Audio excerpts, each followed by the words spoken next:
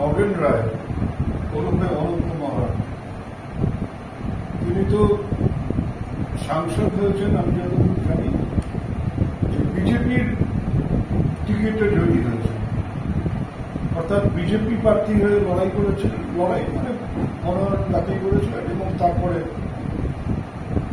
তিনি রাজ্যসভার সদস্য। স্বাভাবিকভাবেই সুকান্ত মজুমদার আর নগেন রায়ের কথার মধ্যে মিল আছে। একজন বলছেন কুচবিহার আলাদা রাজ্য চাই, আলাদা রাজ্য আবার স্পেসিফিক ভাবে বলে দিচ্ছেন যে আমাদের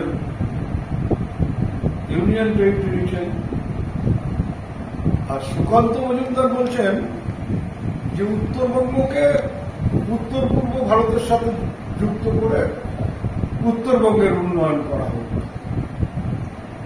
আমি জানি না তুমি শিক্ষিত মানুষ হলে যে সংবিধানের কোথায় আছে যে একটা রাজ্যের একটা পার্টকে নিয়ে গিয়ে উত্তর পূর্ব ভারতের সাথে যুক্ত করে উত্তর পূর্ব ভারতের যে কেন্দ্রীয় মন্ত্রী আছে তার হাতে তুলে দেওয়া, তার মাধ্যমে সেখানে উন্নয়ন করা।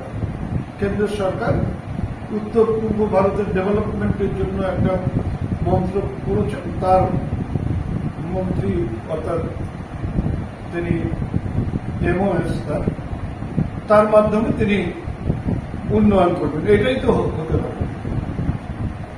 আমার প্রথম কথা হচ্ছে, যদি ওনার মনে হয় যে উত্তরবঙ্গ পিছিয়ে আছে, উত্তরবঙ্গের উন্নয়ন করা দরকার, তাহলে উনি তো বলতে পারতেন প্রধানমন্ত্রীর কাছে যে স্যার আপনি দুদিন আগে বাজেটে দুটো রাজ্য, ভারতবর্ষের দুটো রাজ্য অন্ধ্রপ্রদেশ এবং বিহার, সেখানে স্পেশাল প্যাকেজ দিলেন তাদের উন্নয়নের জন্য।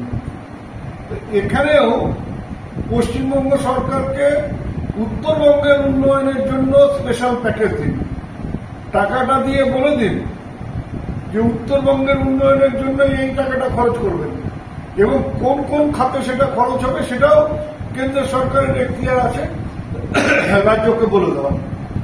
তা না করে ঘুরিয়ে নাক দেখাচ্ছেন উত্তর পূর্ব ভারতের সাথে যুক্ত করে দিয়ে উন্নয়ন করা হোক। এতদূর যাওয়ার দরকার কি হবে? সরাসরি তো প্যাকেজের বন্দোবস্ত করে দিলেই উন্নয়ন হতে পারে। অর্থাৎ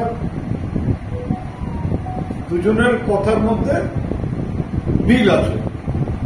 আলাদা রাজ্যের দাবিদার একজন সরাসরি আলাদা রাজ্যের দাবি করছেন, প্রকারান্তরে ঘুরিয়ে বিজেপির রাজ্য সভাপতি সেটাকে সমর্থন করছেন।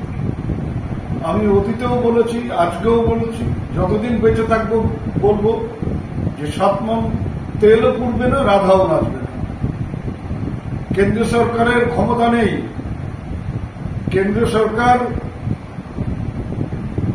করে দেখাক যে তারা, বা বলুক যে তারা বাংলাকে আলাদা করতে চান, বাংলাকে ভাগ করতে চান, কুচবিহার আলাদা রাজ্য ইউনিয়ন টেরিটরি করতে চান।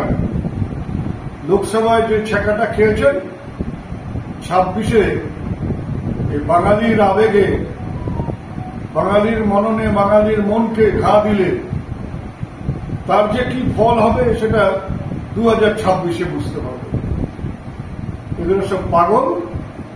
এই পাগলরা নিজেরা নাচছে, অন্যকে পাগল করবার চিন্তা করছে। বাংলার মানুষ, কুচবিহারের মানুষ, তারা এইসব পাগলামিতে ভুলবে না। তার প্রমাণ গত লোকসভা নির্বাচনে হয়েছে এবং ভবিষ্যতেও যে কোনো নির্বাচনের মধ্যে দিয়ে সেটা আবার প্রমাণ হবে। আপনি কি বলতে চেয়েছেন সুকান্ত মজুমদার আর নগেন রায় এরা পাগল? কি করে একজনকে পাগল বলি? পাগল গান্ধীজি কবে সেই বলে গেছেন, খানাকে খানা বলবে না, ঘোড়াকে ঘোড়া বলবে না। এখন পাগলকে পাগলও বলা নিষিদ্ধ আছে। আমি তো দেখছিলাম যে বলা যায় না নাকি পাগলকে পাগল। সেই জন্য আমি কাউকে পাগল বলছি না, কিন্তু একটা সুস্থ মস্তিষ্কের মানুষের চিন্তা ভাবনার সাথে কিছু কিছু মানুষের পার্থক্য হয় বলে তাদেরকে একটু অন্যরকম